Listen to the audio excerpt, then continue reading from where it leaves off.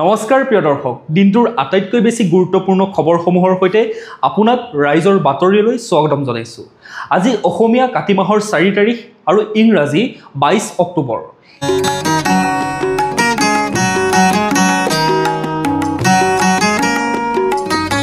এতিয়া আহিছোঁ আমি প্ৰথমটো খবৰলৈ। আজি 33 দিন সম্পূৰ্ণ হ'ল, পাৰ হৈ গ'ল 792 ঘণ্টা। প্ৰিয় শিল্পীজনক হেৰুৱাই কোটি কোটি অনুৰাগী আজিও মৰ্মাহত। জুবিন গাৰ্গৰ মৃত্যুক লৈ অনুৰাগীৰ মনত যিমানে বিষাদে স্থিতাপি লৈছিল, তাতকৈ বিষাদ বৃদ্ধি কৰিছিল তেওঁৰ ৰহস্যজনক মৃত্যুৱে। কাষতে থকা মুখা পিন্ধা ধুৰন্ধৰ এছামে তিল তিলকৈ মৃত্যুৰ ফালে ঠেলি দিছিল সংগীতৰ ভগৱানজনক।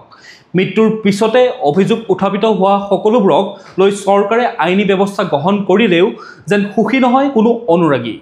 প্ৰাণৰ শিল্পীজনক হৃদয়ৰ পৰা কাঢ়ি নিয়া সেই প্ৰতিগৰাকী অভিযুক্তক লৈ অনুৰাগীসকলে বিচাৰিছে কেপিটেল পানিছমেণ্ট, অৰ্থাৎ কঠোৰতকৈও কঠোৰ শাস্তিৰ। সেই বেয়া খবৰটো আহিছিল 19 ছেপ্টেম্বৰ 2025-ত। মৃত্যুৰ খবৰ বিয়পি পৰাৰ প্ৰায় 3 দিনৰ পিছৰ পৰা আৰম্ভ হৈছিল জুবিন গাৰ্গৰ ৰহস্যজনক মৃত্যুৰ সঠিক তদন্তৰ বাবে #জাষ্টিছ ফৰ জুবিন গাৰ্গ শীৰ্ষক এক ডিজিটেল আন্দোলনৰ। সামাজিক মাধ্যম বিশেষকৈ ফেচবুকত justice for Zubeen Garg hashtag ব্যৱহাৰ কৰা আৰম্ভ হৈছিল 22 ছেপ্টেম্বৰ 2025-ৰ পৰা। যিমানেই দিন বাগৰিল সিমানেই জুবিন গাৰ্গৰ মৃত্যুৰ ৰহস্যও বৃদ্ধি পালে। কাষতে আপোন বুলি ভবা জুবিন গাৰ্গে যাক আকোৱালি লৈছিল তাৰ মাজতে ওলাল কাল খটৰু। মানুহৰ মনত উৎকণ্ঠা অধিক বৃদ্ধি পালে। জীৱিত কালত সদায়ে অন্যায়ৰ বিৰুদ্ধে স্থিতি লোৱা জুবিনে মৃত্যুৰ পাছতো মুখা খুলি গ'ল এজনৰ পিছত সিজনৰ। মুখাৰ আঁৰৰ মুখবোৰ দেখি মানুহবোৰৰ মনত অধিক ক্ষোভে স্থান ল'লে। পৰিস্থিতি পৰিৱেশ চাই আইনে কোনো সিদ্ধান্ত দিয়াৰ পূৰ্বেই সকলো পতিয়ন গ'ল যে জুবিন গাৰ্গক আচলতে হত্যাহে কৰা হৈছিল। ডিজিটেল যুগৰ ডিজিটেল যুদ্ধত আৰম্ভ হ'ল। সামাজিক মাধ্যমত justice for Zubeen Garg hashtag ব্যৱহাৰ কৰা লোকে অভিলেখ গঢ়ি দখল কৰিলে বিশ্বত প্ৰথম স্থান। এমাহত 2 মিলিয়নৰো অধিক লোকে সামাজিক মাধ্যমত justice for Zubeen Garg hashtag ব্যৱহাৰ কৰি জুবিনৰ ন্যায় প্ৰাপ্তিৰ বাবে চলা যুঁজখন অধিক শক্তিশালী কৰি তুলিলে। উল্লেখ কৰা প্ৰয়োজন যে এতিয়ালৈকে হেছটেগৰ ইতিহাসত কোনেও জাষ্টিছ শব্দটো ইমান বৃহৎ সংখ্যক লোকে ব্যৱহাৰ কৰা নাই। জাষ্টিছ শব্দটো ব্যৱহাৰ কৰি লিখা হেছটেগৰ ইতিহাসত প্ৰথম স্থানত আছে জাষ্টিছ ফৰ জুবিন গাৰ্গ। ইয়াৰ পিছতে দ্বিতীয় স্থানত আছে জাষ্টিছ ফৰ জাৰা। প্ৰায় 1.3 মিলিয়ন লোকে সামাজিক মাধ্যমত ব্যৱহাৰ কৰিছে জাষ্টিছ ফৰ জাৰা শীৰ্ষক হেছটেগটোৰ। হেছটেগৰ ইতিহাসত জাষ্টিছ শব্দটো ব্যৱহাৰ কৰাৰ ক্ষেত্ৰত তৃতীয় স্থানত আছে জাষ্টিছ ফৰ পেলেষ্টাইন।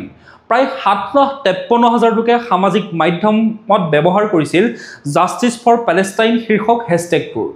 গতিকে এই দিশৰ পৰা এতিয়ালৈকে ন্যায় বিচাৰি বিশ্বৰ সবাতোতকৈ বৃহৎ ডিজিটেল আন্দোলনটো হৈছে #জাষ্টিছ ফৰ জুবিন গাৰ্গ। এতিয়া আহিছোঁ আমি পৰৱৰ্তী খবৰটোলৈ।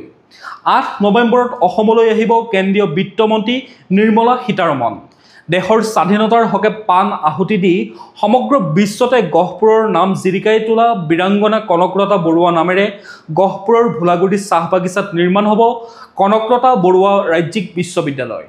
গহপুৰ বিধানসভা সমষ্টিৰ হেলেম ৰাজচকৰ অন্তৰ্গত ইতিহাস প্ৰসিদ্ধ ভোলাগুৰি চাহ বাগিচাৰ মুকলি হৈ থকা ভূমিত প্ৰায় 738 বিঘা মাটি সামৰি নিৰ্মাণ হ'ব কনকলতা বৰুৱা ৰাজ্যিক বিশ্ববিদ্যালয়। সেই অনুসৰি অহা 8 নৱেম্বৰত বিশ্ববিদ্যালয়খনৰ নিৰ্মাণৰ কামৰ আধাৰশিলা স্থাপনৰ বাবে ভোলাগুৰি চাহ বাগিচালৈ আহিব কেন্দ্ৰীয় মন্ত্ৰী নিৰ্মলা সীতাৰমণ। এতিয়া আহিছোঁ আমি পৰৱৰ্তী খবৰটোলৈ। কাজিৰঙা ৰাষ্ট্ৰীয় উদ্যানক দিয়া হ'ব এক নতুন ৰূপ। কাজিৰঙা ৰাষ্ট্ৰীয় উদ্যানকে ধৰি উত্তৰ পূৰ্বাঞ্চলৰ 8খন পৰ্যটনস্থলীক নতুন ৰূপ দিয়াৰ প্ৰয়াসেৰে উত্তৰ পূব উন্নয়ন মন্ত্ৰালয়ৰ ৰাজহুৱা আৰু ব্যক্তিগত খণ্ডত গুৰুত্ব আৰোপ কৰিছে। ডোনাৰ মন্ত্ৰালয়ৰ মন্ত্ৰী জ্যোতিৰাদিত্য সিন্ধিয়াই প্ৰকাশ কৰা মতে কাজিৰঙা, জিৰ', চহৰা, থেমজল, মাতাবাৰী, কিচামা, নামচি আৰু মৈৰাঙক বিশ্বমানৰ পৰ্যটনস্থলী কৰি গঢ়ি তোলাৰ বাবে কাৰ্যসূচী ৰূপায়ণ কৰিছে। উত্তৰ পূবক ভাৰতৰ বিকাশৰ ইঞ্জিন হিচাপে গঢ়ি তুলিবলৈ অঞ্চলটোত পৰ্যটন আৰু সাংস্কৃতিক ক্ষেত্ৰৰ পৰিৱৰ্তন সাধন কৰিব লাগিব বুলিও মন্ত্ৰীগৰাকীয়ে প্ৰকাশ কৰে। তদুপৰি প্ৰতিখন ৰাজ্যতে কেতবোৰ বিশেষ সামগ্ৰীৰ প্ৰচাৰৰ বাবে অভিলাষী আঁচনিও লোৱা হৈছে। ইয়াৰ বাবে অসমৰ মুগা, মেঘালয়ৰ লেকাডাং, হালধি, মণিপুৰৰ পলো, ছিকিমৰ জৈৱিক কৃষি আৰু ত্ৰিপুৰাৰ কুইন প্ৰজাতিৰ আনাৰসক বিশ্বজুৰি জনপ্ৰিয় কৰাৰ বাবে বিশেষ পদক্ষেপো লোৱা হৈছে বুলি মন্ত্ৰীগৰাকীয়ে উল্লেখ কৰে। উত্তৰ পূবৰ সম্ভাৱনাপূৰ্ণ পৰ্যটন খণ্ডক আগুৱাই নিয়াৰ লক্ষ্যৰে অঞ্চলটোৰ 8খন ৰাজ্যত বিমানবন্দৰৰ সংখ্যা 17লৈ বৃদ্ধি কৰা হৈছে বুলিও তেওঁ উল্লেখ কৰে। এতিয়া আহিছোঁ আমি পৰৱৰ্তী খবৰটোলৈ। কালি আৰক্ষী স্মৃতি দিৱসত ৰাজ্যপাল আৰু মুখ্যমন্ত্ৰীৰ শ্ৰদ্ধাঞ্জলি জ্ঞাপন। কাহিলীপাৰাৰ 10ম অসম আৰক্ষী ছাউনীত কালি আৰক্ষী স্মৃতি দিৱস উদযাপন কৰা হয়। এই দিৱস উপলক্ষে দেশৰ বাবে প্ৰাণ আহুতি দিয়া আৰক্ষীলৈ শ্ৰদ্ধাঞ্জলি জনোৱা হয়। ৰাজ্যপাল লক্ষ্মণ প্ৰসাদ আচাৰ্যই শ্বহীদসকললৈ শ্ৰদ্ধাঞ্জলি জ্ঞাপন কৰে। অসম আৰক্ষীৰ সঞ্চালক প্ৰধান হৰমিত সিঙকে ধৰি আৰক্ষীৰ শীৰ্ষ বিষয়াসকলেও শ্ৰদ্ধাঞ্জলি জনায়। দিৱস উপলক্ষে আকৰ্ষণীয় পেৰেডো অনুষ্ঠিত হয়। আৰক্ষী স্মৃতি দিৱস উপলক্ষে মুখ্যমন্ত্ৰী ডক্টৰ হিমন্ত বিশ্ব শৰ্মাই অসম আৰক্ষীলৈ অভিবাদন জ্ঞাপন কৰে। দেশক ৰক্ষা কৰাৰ বাবে আৰক্ষীৰ ত্যাগক শ্ৰদ্ধাৰে স্মৰণ কৰাৰ বিষয়েও মুখ্যমন্ত্ৰীগৰাকীয়ে সামাজিক মাধ্যমযোগে সদৰি কৰে। লগতে তেওঁ কয় যে আৰক্ষীৰ নিৰন্তৰ সেৱাই জনসাধাৰণক সুৰক্ষা আৰু নিৰাপত্তা প্ৰদান কৰি আহিছে। এতিয়া আহিছোঁ আমি পৰৱৰ্তী খবৰটোলৈ। ৰাজ্যৰ সৰ্বোচ্চ অসামৰিক সন্মান অসম বৈভৱ, অসম সৌৰভ আৰু অসম গৌৰৱৰ বাবে মনোনয়নৰ আহ্বান। অসম চৰকাৰে ৰাজ্যৰ সৰ্বোচ্চ অসামৰিক সন্মান অসম বৈভৱ, অসম সৌৰভ আৰু অসম গৌৰৱৰ বাবে মনোনয়ন আহ্বান কৰিছে। বিভিন্ন ক্ষেত্ৰলৈ আগবঢ়োৱা অনবদ্য অৱদানৰ স্বীকৃতিস্বৰূপে এই সন্মান আগবঢ়োৱা হয়।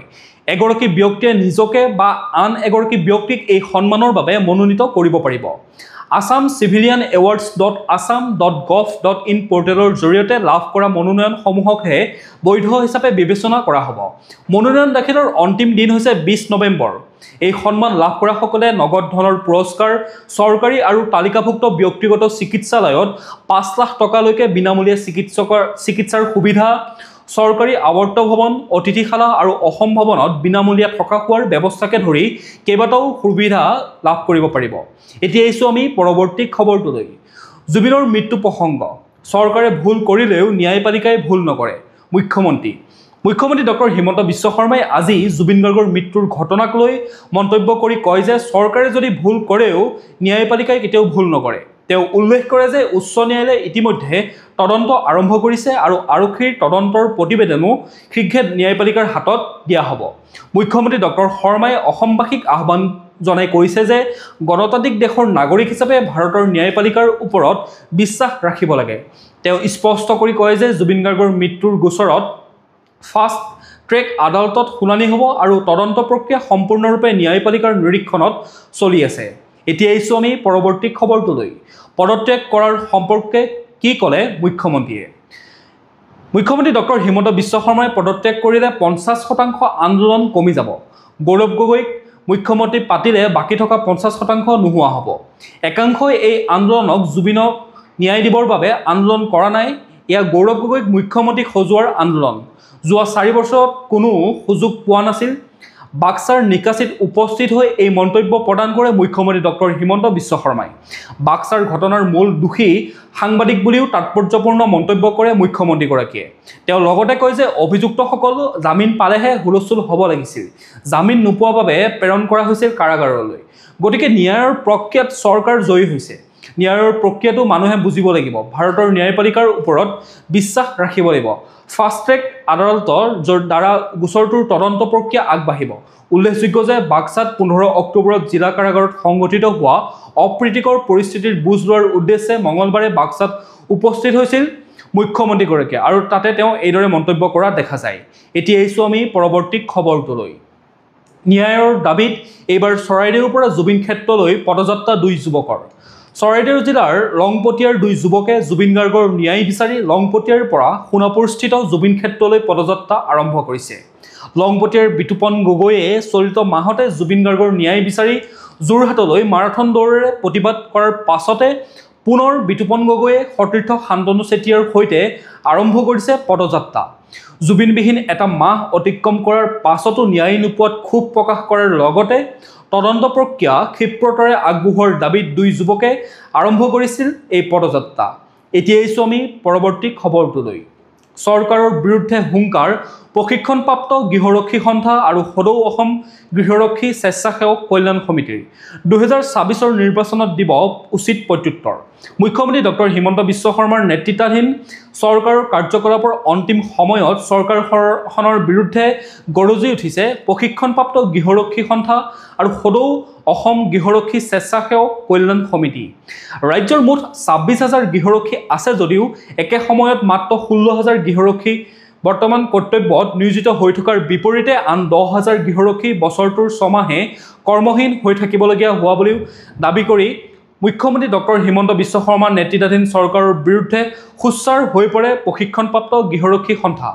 26,000 গৃহৰক্ষীয়ে প্ৰশিক্ষণ গ্ৰহণ কৰাৰ পাছত 6 মাহ 16,000 গৃহৰক্ষীয়ে নিযুক্তি লাভ কৰাৰ বিপৰীতে আন 10,000 প্ৰশিক্ষণপ্ৰাপ্ত গৃহৰক্ষীক দায়িত্বৰ পৰা অব্যাহতি দিয়া হয় বুলি উল্লেখ কৰে গৃহৰক্ষী সন্থাৰ প্ৰতিনিধিয়ে। এনে অৱস্থাত চৰকাৰে পুনৰ অতিৰিক্ত 5,000 লোকক গৃহৰক্ষীৰ বাবে প্ৰশিক্ষণ দিয়াৰ বাবে সিদ্ধান্ত গ্ৰহণ কৰাৰ কথাও উল্লেখ কৰি চৰকাৰৰ এই সিদ্ধান্তৰ তীব্ৰ বিৰোধিতা কৰে গৃহৰক্ষী সন্থাৰ প্ৰতিনিধিয়ে। এতিয়া আহিছোঁ আমি পৰৱৰ্তী খবৰটোলৈ। আজি কিছুদিনৰ আগতে বাক্সা জিলা কাৰাগাৰৰ সন্মুখত হোৱা দুৰ্ভাগ্যজনক ঘটনাৰ পাছত বৰ্তমানৰ পৰিস্থিতিৰ বিষয়ে বুজ ল'বলৈ কালি জিলাখনৰ লক্ষীপুৰ এ ব্লক গাঁৱত উপস্থিত হৈ মুখ্যমন্ত্ৰী ডক্টৰ হিমন্ত বিশ্ব শৰ্মা। জিলাখনৰ কুৱেৰী লক্ষী মন্দিৰত আয়োজিত এখন ৰাজহুৱা সভাত অংশগ্ৰহণ মুখ্যমন্ত্ৰীগৰাকীয়ে যোৱা 15 অক্টোবৰত জিলা কাৰাগাৰৰ সন্মুখত সংঘটিত ঘটনাত আহত 2জন লোকৰ চিকিৎসাৰ বাবদ 2 লাখ টকাকৈ চেক প্ৰদান কৰে। আহত দীপক মেধি আৰু বিদ্যুৎ কলিতাৰ চিকিৎসাৰ বাবে পৰিয়ালৰ লোকক এই চেক প্ৰদান কৰাৰ লগতে প্ৰয়োজন সাপেক্ষে 2জন ব্যক্তিৰ উন্নত চিকিৎসাৰ বাবে চৰকাৰে ব্যৱস্থা গ্ৰহণ কৰিব বুলিও মুখ্যমন্ত্ৰীগৰাকীয়ে জনায়। এতিয়া আহিছোঁ আমি পৰৱৰ্তী খবৰটোলৈ। ছিংগাপুৰ আৰক্ষী ফ'ৰ্চৰে SITৰ বৈঠক সম্পন্ন। SPFৰে SITৰ অনুষ্ঠিত হয় 5 ঘণ্টাজোৰা বৈঠক। জুবিন গাৰ্গৰ ৰহস্যজনক মৃত্যু গোচৰৰ তদন্ত কৰিবলৈ সোমবাৰে ছিংগাপুৰত উপস্থিত হোৱা SITৰ মুৰব্বী মুন্না প্ৰসাদ গুপ্তা আৰু জ্যেষ্ঠ IPS বিষয়া তৰুণ গোৱেলে আজি ছিংগাপুৰ আৰক্ষী ফ'ৰ্চৰ 5 বিষয়াৰে এক বৈঠকত মিলিত হয়। 5 ঘণ্টাজোৰা বৈঠকত SPFে SITক তদন্তৰ ক্ষেত্ৰত সকলো ধৰণৰ সহযোগিতা আগবঢ়োৱাৰ আশ্বাস প্ৰদান কৰে। আনহাতে জুবিন গাৰ্গৰ ৰহস্যজনক মৃত্যু সন্দৰ্ভত ছিংগাপুৰ আৰক্ষী ফ'ৰ্চে ইতিমধ্যে নিজাববীয়াকৈ তদন্ত অব্যাহত ৰাখিছে। ইপিনে CIDৰ SITয়ে 10জনকৈ প্ৰৱাসী অসমীয়াক CID হেডকোৱাৰ্টাৰত ইতিমধ্যে সোধপোছ কৰিছিল যদিও ৱাজিদ আহমেদ নামৰ প্ৰৱাসী অসমীয়াজনক ছিংগাপুৰৰ নাগৰিক হোৱা হেতুকে কেতবোৰ কাৰিকৰী অসুবিধাৰ বাবে জেৰা কৰিব পৰা নাছিল। কিন্তু দেওবাৰে ছিংগাপুৰত উপস্থিত হোৱা 2জনীয়া SITৰ দলটোৱে STFৰ সহযোগত ৱাজিদ আহমেদ নামৰ প্ৰৱাসী অসমীয়াজনৰ ভাষ্য ছিংগাপুৰতে গ্ৰহণ কৰাৰ সম্ভাৱনা আছে। একেদৰে SITয়ে জুবিন গাৰ্গৰ ছিংগাপুৰত থকা সময়ৰ বাহৰ পাতি থকা পেন পেচিফিক হোটেলখনৰ মেনেজাৰ আৰু ইয়টৰ 2 কেপ্টেইনৰ ভাষ্য লোৱাৰো সম্ভাৱনা আছে। আনহাতে আজিৰ দিনটোৰ ভিতৰতে SITৰ 2জনীয়া দলটোৱে জুবিন গাৰ্গৰ অপমৃত্যুৰ ঘটনাস্থলী পৰিদৰ্শন কৰিব পাৰে। এতিয়া আহিছোঁ আমি পৰৱৰ্তী খবৰটোলৈ। অসম অৰুণাচল জলবিদ্যুৎ প্ৰকল্পই নামনিত অভাৱনীয় পৰিস্থিতি সৃষ্টি কৰাৰ সীমান্তৱৰ্তী গেৰুকামুখত নিৰ্মীয়মান অৱস্থাত থকা নামনি সোৱণশিৰি আশংকাত বিভিন্ন দল সংগঠন আৰু ৰাইজে সোৱণশিৰিৰ নামনিত জীৱন আৰু সা সম্পত্তি সুৰক্ষাৰ দাবী জনাই আহিছিল। 2000 মেগাৱাটৰ এই বৃহৎ জলবিদ্যুৎ প্ৰকল্পটোৱে নামনিত প্ৰলয়ৰ সূচনা কৰিব বুলি সকলোৱে আশংকা প্ৰকাশ কৰি নামনি সুৰক্ষাৰ বাবে NHPCৰ কৰ্তৃপক্ষক দাবী জনাই আহিছিল। সেই মৰ্মে NHPCয়ে সোৱণশিৰিৰ নামনিত তথা নামনিৰ সুৰক্ষাৰ বাবে শেহতীয়াকৈ শ কোটি টকা আবণ্টন দিছে যদিও NHPCৰ এই ধনৰ ব্যাপক অপচয় ঘটিছে। বিশেষকৈ মাজুলী, লখিমপুৰ আৰু ধেমাজিবাসীৰ সুৰক্ষাৰ বাবে NHPCয়ে আবণ্টন দিয়া ধনৰ ব্যাপক অপচয় হোৱাৰ অভিযোগ উত্থাপন হৈছে।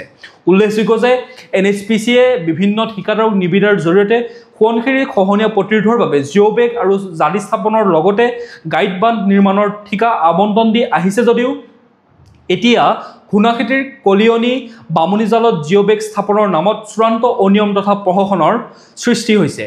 সংশ্লিষ্ট ঠিকাদাৰে নিম্নমানৰ কামেৰে জিঅ'বেগ স্থাপন কৰাৰ বাবেই এতিয়া সোৱণশিৰিৰ খহনীয়াত জাহ গৈছে এই কোটিটকীয়া জিঅ'বেগসমূহ, যাৰ বাবে স্থানীয় ৰাইজে এতিয়া সেই স্থানত উপস্থিত হৈ NHPCৰ তথা ঠিকাদাৰৰ বিৰুদ্ধে তীব্ৰ ক্ষোভ প্ৰকাশ কৰিছে। এতিয়া আহিছোঁ আমি পৰৱৰ্তী খবৰটোলৈ। ড্ৰাগছৰ বিৰুদ্ধে মানকাছৰ আৰক্ষীৰ পুনৰ অভিযান। আৰক্ষীৰ অভিযানত ড্ৰাগছসহ গ্ৰেপ্তাৰ হয় এজন সৰবৰাহকাৰী। ধৃত ব্যক্তিজনৰ নাম হৈছে জিয়াদুল মিয়া। আৰক্ষীৰ অভিযানত ধৃত সৰবৰাহকাৰীৰ পৰা 10টা বান্ডিলত 1440টা কেপচুল জব্দ কৰে। লগতে ML147617 নম্বৰৰ এখন আপাচি বাইক এটা মোবাইল ফোনো জব্দ কৰিবলৈ সক্ষম হয় আৰক্ষী। সম্প্ৰতি মানকাছৰ আৰক্ষীয়ে ধৃত ড্ৰাগছ ব্যৱসায়ীক সোধপোছ অব্যাহত ৰাখিছে। প্ৰিয় দৰ্শক, বাতৰিসমূহ আপোনালোকে চাই থাকিব, লগতে আমাৰ চেনেলটো ছাবস্ক্ৰাইব কৰি লওক, তেতিয়াহে আপোনালোকে বাতৰিসমূহ ৰেগুলাৰকৈ পাই থাকিব। লগতে ভিডিঅ'টো যদি ভাল পায় এটা লাইক কৰিব আৰু কমেণ্টত আপোনাৰ মতামত দিবলৈ নাপাহৰিব। এতিয়া জানি লওঁ আহক আজিৰ দিনটোৰ বতৰৰ বতৰা। ভাৰতীয় বতৰ বিজ্ঞান কেন্দ্ৰৰ তথ্য অনুসৰি 22 অক্টোবৰ 2025 বুধবাৰৰ দিনটো অসমৰ বতৰ দিনটো প্ৰখৰ ৰ'দৰ ফলত প্ৰচণ্ড গৰম হোৱাৰ সম্ভাৱনা আছে। ৰাতিৰ সৰ্বনিম্ন তাপমাত্ৰা 23 ডিগ্ৰী চেলছিয়াছ হ'ব। সূৰ্যোদয় হ'ব পুৱা 5:26 আৰু সূৰ্যাস্ত হ'ব আবেলি 4:50। এতিয়া আহিছোঁ আমি ৰাষ্ট্ৰীয় গুৰুত্বপূৰ্ণ খবৰসমূহৰ মাজলৈ। বামপন্থী শাসিত ৰাজ্যত ইতিহাস। প্ৰথম চৰম দাৰিদ্ৰ্যমুক্ত ৰাজ্য কেৰালা। স্বাধীনতাৰ ৭৫ বছৰ পিছত বামপন্থী শাসিত ৰাজ্য কেৰালাই ইতিহাস গঢ়িবলৈ সক্ষম হৈছে। চৰম দাৰিদ্ৰ্য সীমাৰেখাৰ তলত কোনো এজন ব্যক্তি নথকা দেশৰ প্ৰথমখন ৰাজ্য হিচাপে স্বীকৃতি লাভ কৰাৰ দিশে বামপন্থী শাসিত ৰাজ্য কেৰালা। শিক্ষা স্বাস্থ্যত নজিৰ গঢ়া কেৰালাই দৰিদ্ৰতাৰ ক্ষেত্ৰতো ৰাজ্যখনত ইতিহাস গঢ়াৰ দিশে আগবাঢ়িছে। নৱেম্বৰ মাহতে ৰাজ্যখনৰ মুখ্যমন্ত্ৰী পিনাৰায়ি বিজয়নে কেৰালাক চৰম দাৰিদ্ৰ্যমুক্ত ৰাজ্য হিচাপে ঘোষণা কৰিব। উল্লেখযোগ্য যে ৰাজ্যখনৰ দাৰিদ্ৰ্যমুক্ত কৰাৰ বাবে চৰকাৰখনে এক্সট্ৰিম পভাৰ্টি ইৰেডিকশ্যন প্ৰজেক্ট EPEPৰ আৰম্ভ কৰিছিল। এই EPEPৰ জৰিয়তে ৰাজ্যখনক চৰম দাৰিদ্ৰ্য সীমাৰ তলত থকা লোকসকলক চিনাক্ত কৰি সেই লোকসকলক দৰিদ্ৰতাৰ পৰা নিৰ্মূল কৰাৰ লক্ষ্য গ্ৰহণ কৰে আৰু সেই লক্ষ্য অনুসৰিয়ে ৰাজ্যখনৰ প্ৰান্তে প্ৰান্তে চৰম দৰিদ্ৰতাত থকা লোকক চিনাক্ত কৰে আৰু দৰিদ্ৰতাৰ পৰা উদ্ধাৰ কৰিবলৈ সক্ষম হয়।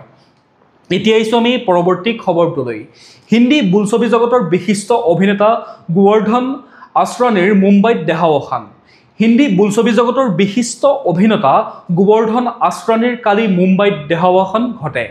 মৃত্যুৰ সময়ত তেওঁৰ বয়স আছিল 84 বছৰ। পৰিয়ালৰ সূত্ৰই প্ৰকাশ কৰা মতে অভিনেতাগৰাকীয়ে কালি বিয়লি প্ৰায় 4 বজাত শেষ নিশ্বাস ত্যাগ কৰে। চোলে বোলছবি জেইলাৰ চৰিত্ৰত কৰা অভিনয়েৰে জনপ্ৰিয় হৈ পৰা আসৰানীয়ে চুপকে চুপকে, ভুল ভুলেয়া, ধামাল, বন্টি অৰ বাবলি 2 আদিকে ধৰি বহুকেইখন জনপ্ৰিয় ছবিত অভিনয় কৰিছিল। 5টা দশক ধৰি হিন্দী বোলছবিৰ অভিনয়ৰ সৈতে জড়িত আসৰানীয়ে বিশেষকৈ কৌতুক অভিনেতা হিচাপে দৰ্শকৰ মাজত জনপ্ৰিয়তা লাভ কৰিবলৈ সক্ষম হৈছিল। এতিয়া আহিছোঁ আমি খেল জগতৰ খবৰসমূহৰ মাজলৈ। ফুটবল জগতত আফ্ৰিকান বিপ্লৱ। যুৱ বিশ্বকাপত মৰক্কো চেম্পিয়ন। ফুটবল জগতত ইতিহাস মৰক্কোৰ। উত্তৰ আফ্ৰিকাৰ এইখন দেশে শক্তিশালী আৰ্জেণ্টিনাক পৰাস্ত কৰি প্ৰথমবাৰৰ বাবে 20 বছৰ অনূৰ্ধ্ব বিশ্বকাপ ফুটবলত চেম্পিয়নৰ সন্মান অৰ্জন কৰে। চিলিৰ ৰাজধানী সান্তিয়াগোৰ এষ্টাডি নেশ্যনেল ষ্টেডিয়ামত অনুষ্ঠিত খিতাপ যুঁজৰ মেচখনত মৰক্কোৱে ছবাৰ চেম্পিয়ন আৰ্জেণ্টিনাৰ 2-0 গলত পৰাস্ত কৰি ইতিহাস ৰচনা কৰে। চেম্পিয়ন মৰক্কোৰ এই জয়ৰ মূলতে আছিল য়াছেৰ জাবিৰ। উত্তেজনাপূৰ্ণ খেলখনৰ 12 মিনিটত জাবিৰৰ গ'লৰ জৰিয়তে মৰক্কোৱে গুৰুত্বপূৰ্ণ অগ্ৰগতি লাভ কৰিছিল। এতিয়া আহিছোঁ আমি আন্তঃৰাষ্ট্ৰীয় গুৰুত্বপূৰ্ণ খবৰসমূহৰ মাজলৈ। আমেৰিকাৰ ৰাষ্ট্ৰপতি ডনাল্ড ট্ৰাম্পে পুনৰ ভাৰতৰ বিৰুদ্ধে বৃহৎ হাৰত শুল্ক আৰোপৰ ভাবুকি দিয়ে। ট্ৰাম্পে পুনৰ সাংবাদিকৰ আগত এইবাৰ কয় যে ভাৰতে ৰাছিয়াৰ পৰা খাৰুৱা তেল ক্ৰয় কৰাটো বন্ধ কৰক। যদিহে ভাৰতে ৰাছিয়াৰ পৰা খাৰুৱা তেল ক্ৰয় কৰাটো বন্ধ নকৰে, তেতিয়া ভাৰতীয় সামগ্ৰীত বৃহৎ হাৰত শুল্ক আৰোপ কৰা হ'ব। ট্ৰাম্পে লগতে এই বুলিও দাবী কৰে যে প্ৰধানমন্ত্ৰী নৰেন্দ্ৰ মোদীয়ে ব্যক্তিগতভাৱে ৰাছিয়াৰ পৰা খাৰুৱা তেল ক্ৰয় কৰাটো বন্ধ কৰিব বুলি তেওঁক প্ৰতিশ্ৰুতি দিছে। অৱশ্যে ট্ৰাম্পৰ এই দাবী ভাৰতে ইতিমধ্যে অগ্ৰাহ্য কৰিছে। এতিয়া আহিছোঁ আমি পৰৱৰ্তী খবৰটোলৈ। বিশ্বৰ আটাইতকৈ ধনী মানুহ কোন আপুনি জানেনে? $485 বিলিয়ন সম্পত্তিৰে পুনৰ তালিকাৰ শীৰ্ষত মাস্ক। বিশ্বৰ সবাতোতকৈ ধনাঢ্য ব্যক্তিৰ তালিকাত নিজৰ স্থান অক্ষুণ্ণ ৰাখিলে এলন মাস্কে। টেছলা, স্পেচএক্স সহ একাধিক বিশ্বখ্যাত প্ৰতিষ্ঠানৰ স্বত্বাধিকাৰী মাস্কৰ সম্পত্তিৰ মুঠ পৰিমাণ হৈছে $485 বিলিয়ন। এতিয়া আহিছোঁ আমি পৰৱৰ্তী খবৰটোলৈ। কন্যাৰ মূল্যৰূপে প্ৰদান কৰিলে 2 কোটি টকা। 50 বছৰৰ সৰু এগৰাকী যুৱতীক জীৱনসংগী ৰূপে বিচাৰে। আজব দেশৰ আজব কথা। তাৰ বাবদ 2 কোটি টকাৰ মূল্য নিৰ্ধাৰণ কৰিছে 74 বছৰীয়া এজন বৃদ্ধই। তুলপাৰ লগোৱা এই কাণ্ড সংঘটিত হৈছে ইণ্ডোনেছিয়াত। প্ৰাপ্ত তথ্য অনুসৰি উক্ত বৃদ্ধই এগৰাকী 24 বছৰীয়া যুৱতীক বিয়া কৰাইছে। লগতে কইনাৰ মূল্যৰূপে যুৱতীৰ হাতত তুলি দিছে প্ৰায় 2 কোটি টকা। প্ৰিয় দৰ্শক, আজিৰ দিনটোৰ বাতৰিসমূহ আছিল ইমানেই। আপোনালোকে যদি এতিয়াও আমাৰ চেনেলটো ছাবস্ক্ৰাইব কৰি লোৱা নাই তেতিয়াহ'লে চেনেলটো ছাবস্ক্ৰাইব কৰি লওক, লগতে নটিফিকেশ্যন বেল আইকনটো প্ৰেছ কৰি ৰাখক, তেতিয়াহে প্ৰতিদিনে আমাৰ ভিডিঅ'ৰ আপডেটসমূহ আপোনালোকে পাই থাকিব। লগতে ভিডিঅ'টো যদি চাই ভাল পায় এটা লাইক কৰি থৈ যাব আৰু কমেণ্টত আপোনাৰ মতামতো দি যাব পাৰে। কাইলৈ পুনৰ একে সময়তে লগ পোৱাৰ প্ৰতিশ্ৰুতিৰে সকলোকে বহুত বহুত ধন্যবাদ জ্ঞাপন কৰিছোঁ।